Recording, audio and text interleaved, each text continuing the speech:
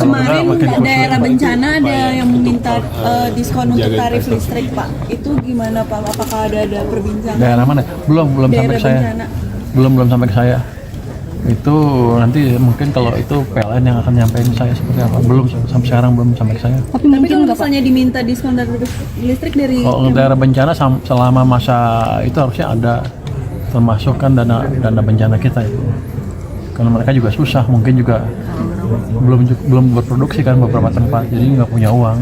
Kalau dikasih pengurangan ya wajar aja nanti. Tapi saya belum terima permintaannya. Pak, sisa supaya defisit tahun depan ini kan udah deket 3 nih, Pak. Tadi kenapa nggak nanya? Nanya, Pak, cuma dicoret ya? Nggak ada dicoret, gue dicoret. Jadi gini, saya lihat kan kamera, Pak. Kameranya kan banyak. Jadi gini, saya melihatkan kita melakukan beberapa effort untuk mengurangi pendapatan karena 80 triliun keluar ke Danantara. Ternyata nggak nutup tuh, pendapatan pajaknya dibanding tahun lalu malah berkurang, turun sedikit kan, 1.034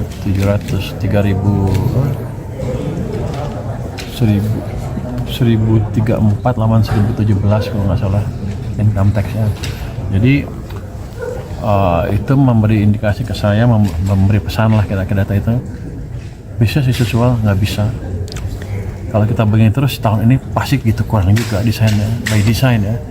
Jadi dalam waktu sebulan 2 bulan akan kita perbaiki perpajakan kita ya, Ditjen Pajak kita perbaiki, termasuk penggalakan sistem-sistem yang ada, Cortex segala macam, termasuk kita lihat ada nggak orang yang masih main-main, sepertinya masih ada, jadi kita akan beresin. Ya, jadinya nggak di sini. Ya, tapi saya disindir lagi dalam pertemuan kemarin dengan Presiden di Hambalang. Dia bilang, apakah kita akan mau dikebulin terus oleh pajak dan bea cukai? Itu pesan ke saya dari Presiden. Walaupun dia ngeliat saya untuk pintu.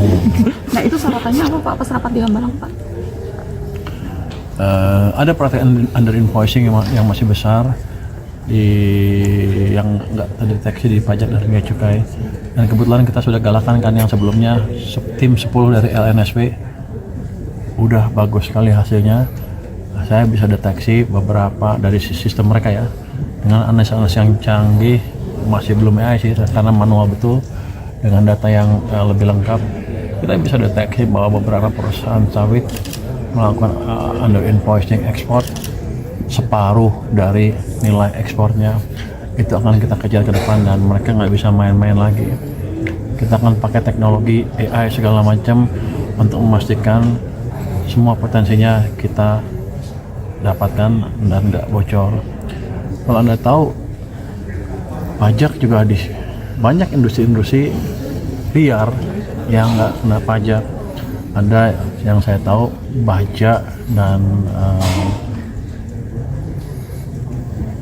bukan batak apa? Bangunan, barang bangunan ya.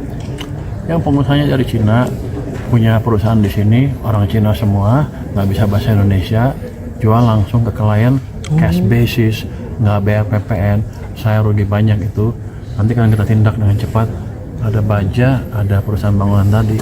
Kalau baja aja katanya potensinya kata orang yang sudah insaf itu setahun bisa 4 triliun lebih. Jadi besar itu, ada banyak perusahaan. Tapi yang saya heran adalah ada perusahaan yang semiliar itu, yang perusahaan dari asing, full asing bisa beroperasi di sini. Sementara orang pajak selama ini seperti agak tutup mata. Kalau saya tahu kan mereka pasti lebih tahu dari saya. Yang bea cukai seperti itu juga kita pelajari. Jadi kita akan rapikan organisasi pajak dan bea cukai supaya bekerja lebih serius ke depan. Kalau bea cukai ancamannya clear loh dari sana, bahwa kalau nggak bisa betulin setahun ya betul-betul dirumahin. Jadi saya akan selamatkan supaya 16.000 orang itu tetap bekerja, tapi yang bagus, yang kerjanya, yang jelek-jelek kita akan rumahkan, saya akan katakan betul.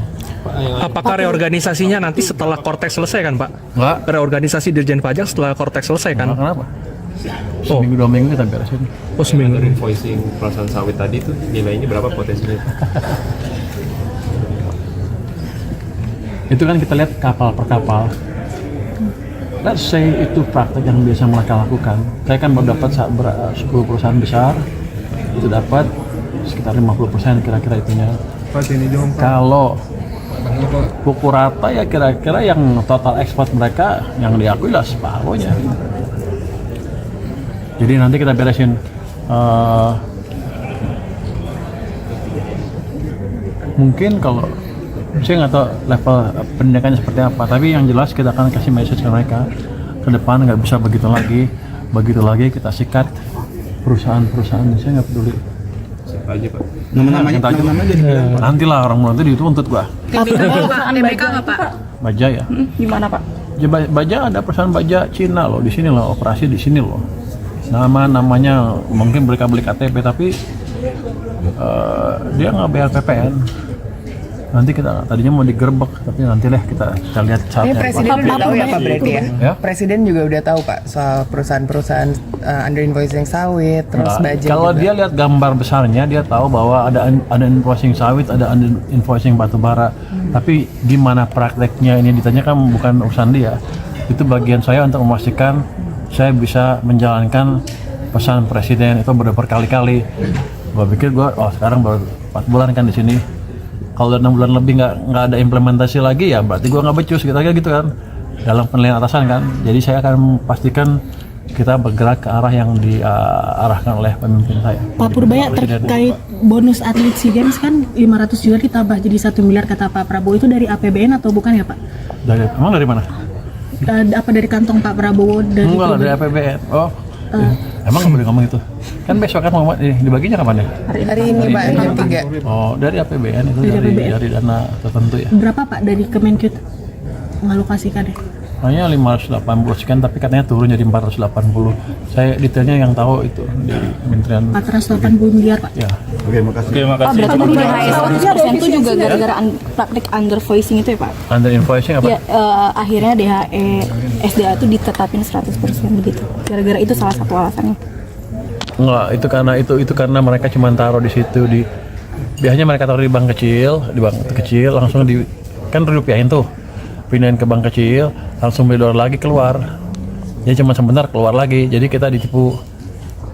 Sebenarnya saya nggak tahu motifnya kenapa lebih senang di luar. Memang mereka niatnya jelek apa gimana? Kan sebagian juga pinjam uang dari bank Indonesia di Indonesia kan. Kenapa dibawa keluar itu yang agak aneh. Tapi nggak apa-apa. Kita lihat seperti apa pelaksanaan beberapa bulan ke depan. Nanti kita akan evaluasi terus. Yang jelas kalau ada kebijakan DHE untuk menjaga dolar supaya nggak keluar hasil ekspor tadi, ya kita harus jalankan dengan baik, dengan konsisten, dengan optimal. Kalau enggak, pemerintah akan jadi bahan ejekan aja. Saya nggak mau itu. Pak, sisa surplus BI Pak mau ditarik ke APBN ya sebelum diaudit. Ya? Sisa surplus BI katanya mau ditarik ke APBN sebelum diaudit dengan adanya PMK baru itu. Oh, saya nggak tahu. Mungkin sudah. Kasih ya. Kapan lagi nih Pak? Ini kan 2,5 dipukul rata semua daerah ya Pak. Apa ya? Batas maksimal defisit APBD itu dipukul rata 2,5%. Dari PAD. Dari PAD. Itu berarti udah nggak ngelihat sesuatu kapasitas daerah masing-masing kayak tahun Nah, nanti kita lihat ya. Yang jelas kita maunya kalau dia bisa belajarnya bagus, bisa ditambah loh. Tapi kalau kayak sekarang sisanya masih 100 triliun lebih seluruh daerah, kan ditambah juga percuma. Malah saya mau ngincer-ngincer, bisa nggak saya ambil? Pak, sidang debottlenecking kapan lagi Pak? Untuk juga apakah sudah ada penunjukan? Oh, belum. Nanti saya mau ketemu, besok ketemu Rudi. Pak, November kemarin Apakah salah satu vendor yang dipertimbangkan itu ada Pak? Iya. Bukan vendor itunya, apanya teknologinya kita pakai. Jadi ini dia akan kita pakai untuk memonitoring produksi rokok.